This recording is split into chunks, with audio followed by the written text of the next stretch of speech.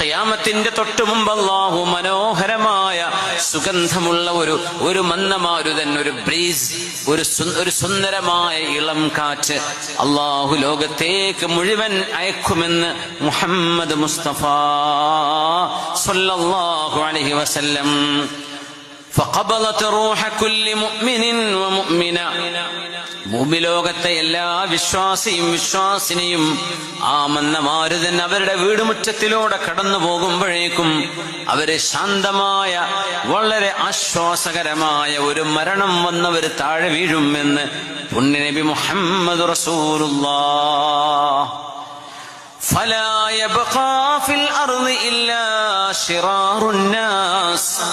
അങ്ങനെ ജനങ്ങളിൽ ഏറ്റവും മോശപ്പെട്ടവർ മാത്രമായിരിക്കും അന്ത്യനാളിന്റെ മുമ്പ് ഇവിടെ ബാക്കിയാകുന്നത്. വഅലൈഹിം തഖൂമുസ്സാഅ. അവർക്കും ഇതയാണ് ദുരന്തങ്ങൾ ഉണ്ടാകുന്നത്.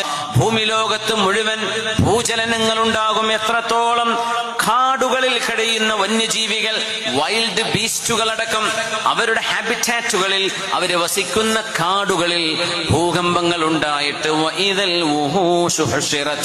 when the wild beasts are headed together, എല്ലാ കാടിൽ കിടക്കുന്ന ഹിംസ്ര ജന്തുക്കളും മനുഷ്യര് താമസിക്കുന്നിടത്തേക്ക് വന്ന് ഒരുമിച്ച് കൂടുന്ന, കാട്ടിൽ സമാധാനം ഇല്ലാണ്ടിരിക്കുമ്പോ അവർ നാട്ടിലേക്ക് ഇറങ്ങും.